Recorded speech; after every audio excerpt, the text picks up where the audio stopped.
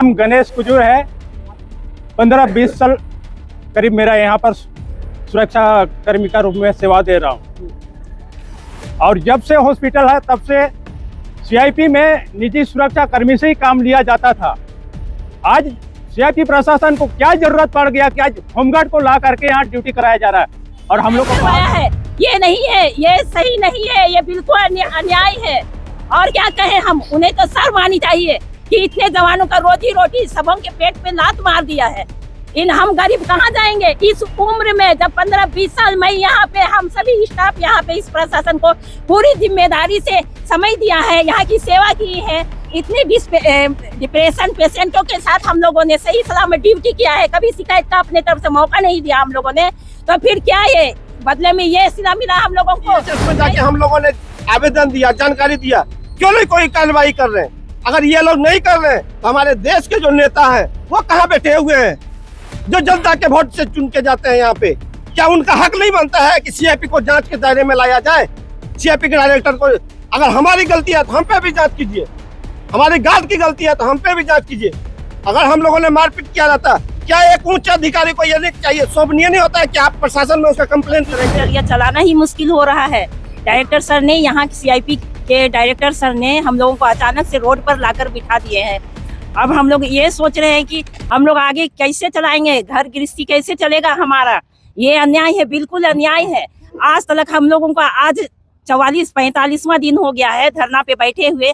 यहाँ के प्रशासन के अधिकारी अब तक हमारे समक्ष आए नहीं। हमारे सामने उनका क्या फर्ज बनता था यहाँ के डायरेक्टर सर का, कि जब हम लोगों ने 15-20 साल 25 साल 30 साल से यहाँ पे हम लोगों ने सेवा दिए हैं सीआईपी को पूरी जिम्मेदारी ईमानदारी के साथ, उनका फर्ज था। जब हमारे ऊपर इतनी परिस्थिति उन्होंने लाए हैं, तो जब 45 दिनों से हम लोगों ने धरना पे बैठे हैं रोड के किनारे पे, उनका फर्ज था हमारे सामने आकर हम लोगों से कुछ भी अपने मंतव्य से 2 शब्द वो कहते, पूछते, अपने तरफ से कुछ कहते, हम सभी भी जवाब देते।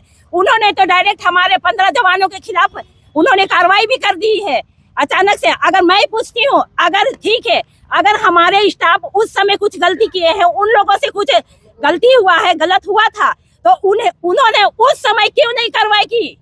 उस समय क्यों नहीं कार्रवाई? ये 6 महीना साल के बाद क्यों ये बात निकाली गई? यानी कि इसका मतलब यही है कि इस प्रशासन के सभी अधिकारी प्लस डायरेक्टर सर भी, यहाँ के अधिकारी, वो सभी मिली भगत करके ये षड्यंत्र रचा था उन्होंने। तभी तो अचानक इतने दिनों के बाद ये कार्रवाई की गई और हमारे 15 स्टाफों के खिलाफ में उन्होंने याचिका दायर करवाया है। ये नहीं है, ये सही नहीं है, ये बिल्कुल अन्याय है। और क्या कहें हम, उन्हें तो शर्म आनी चाहिए कि इतने जवानों का रोजी रोटी सबों के पेट पे लात मार दिया है। हम गरीब कहाँ जाएंगे इस उम्र में? जब 15-20 साल में यहाँ पे हम सभी स्टाफ यहाँ पे इस प्रशासन को पूरी जिम्मेदारी से समय दिया है, यहाँ की सेवा की है। इतने डिप्रेशन पेशेंटों के साथ हम लोगों ने सही सलामत ड्यूटी किया है, कभी शिकायत का अपने तरफ से मौका नहीं दिया हम लोगों ने। तो फिर क्या ये बदले में ये सिला मिला हम लोगों को? मैं सवाल करती हूँ, क्यों ऐसा किए? क्या इंसान नहीं है वो? इंसानियत नहीं है? इंसानियत नाम की चीज नहीं है उन पे? लगातार आप लोग प्रोटेस्ट पे बैठे हैं।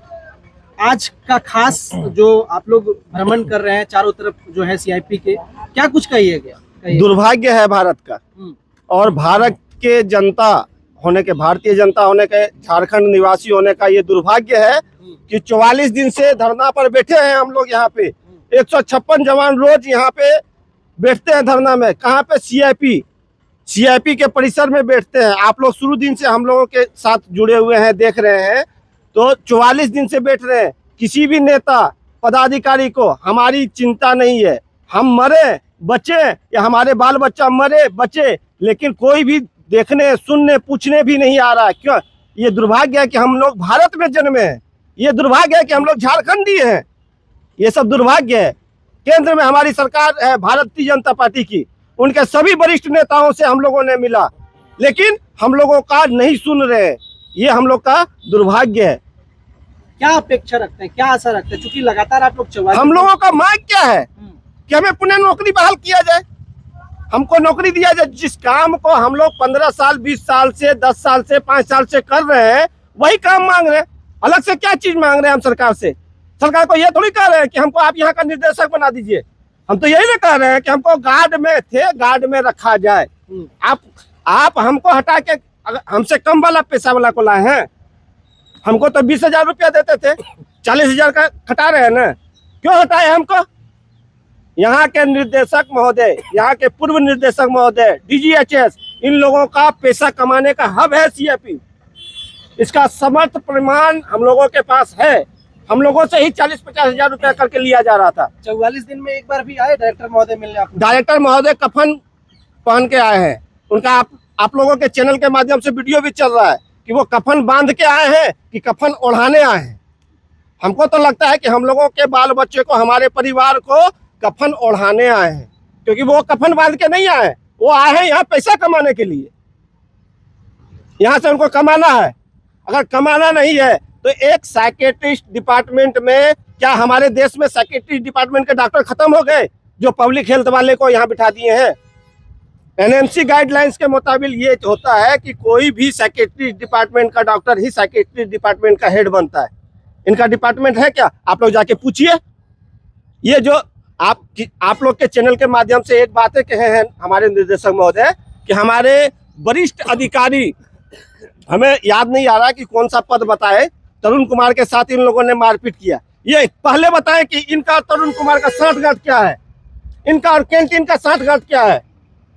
क्यों इन लोगों का पक्षपात करते हैं? ये कहीं इन लोगों से मिले जुले तो नहीं है? डीजीएचएस में जाके हम लोगों ने आवेदन दिया, जानकारी दिया, क्यों नहीं कोई कार्रवाई कर रहे हैं? अगर ये लोग नहीं कर रहे हैं तो हमारे देश के जो नेता हैं वो कहाँ बैठे हुए हैं, जो जनता के वोट से चुन के जाते हैं यहाँ पे? क्या उनका हक नहीं बनता है कि सीआईपी को जांच के दायरे में लाया जाए? सीआईपी के डायरेक्टर को, अगर हमारी गलती है तो हम पे भी जांच कीजिए, हमारी गार्ड की गलती है तो हम पे भी जांच कीजिए। अगर हम लोगों ने मारपीट किया रहता तो क्या एक उच्च अधिकारी को ये नहीं चाहिए, शोभनीय नहीं होता है कि आप प्रशासन में उसका कंप्लेन करेंगे? जब हम लोगों ने कुछ नहीं किया तो 15 आदमी पे आप एफआईआर कर देते हैं, तो आप जांच करवा लेते। कहीं ना कहीं इनके और हमारे नेताओं का मिलीभगत हमें नजर आ रहा है।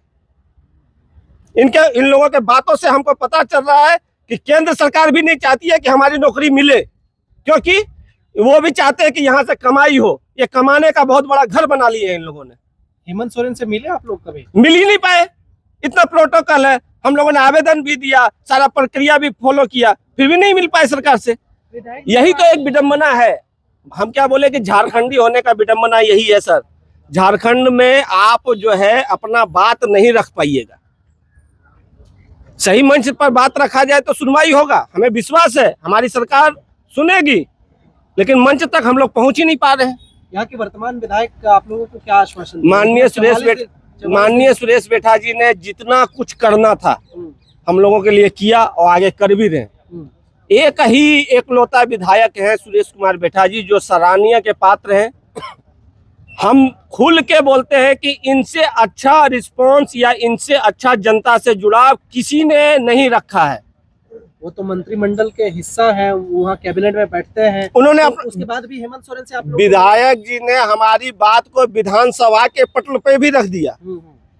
जितना उनका क्षमता है उतना कर रहे हैं, अपने क्षमता से अधिक कर रहे हैं। डायरेक्टर साहब से आके मिले भी, उन्होंने यहाँ तक कहा कि आप सेंट्रल को लिख के दीजिए कि यहाँ के क्षेत्रीय विधायक इसमें हस्तक्षेप कर रहा है, इन लोगों को अविलंब बहाल कीजिए।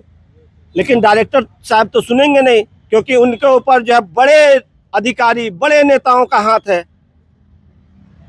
और आगे का क्या रणनीति है? क्योंकि 44 दिन हो चुके हैं आप लोगों को। हम लोगों ने मीडिया बंधुओं के और आपके चैनल के माध्यम से पहले भी कहा था कि हम लोग जो है झुकेंगे नहीं, रुकेंगे नहीं। निरंतर ये जो धरना प्रदर्शन है, जब तक सरकार के कानों में बात नहीं जाती है तब तक हम लोग चालू रखेंगे। और मैं एक बार पुनः भारतीय जनता पार्टी के सभी वरिष्ठ नेताओं से कहते हैं कि आप सच्चाई का पता लगाइए। अन्य जगहों पर जाने के लिए समय है तो कभी धरना पे भी आइए। यहाँ भी बैठा है तो वही जनता है जो कि भारत का रहने वाला है, जो झारखंड का रहने वाला है। क्या इन जनता से आपको कभी काम नहीं लगेगा? इससे काम नहीं लगेगा आपको? तो हम यही कहना चाहते हैं कि कभी सब जगह जाने का समय है तो यहाँ धरना स्थल पर भी आइए। यहाँ भी जो बैठा है वो भारतीय नागरिक है, वो झारखंड का नागरिक है। चलिए, नारा तो पहले लगा दिया।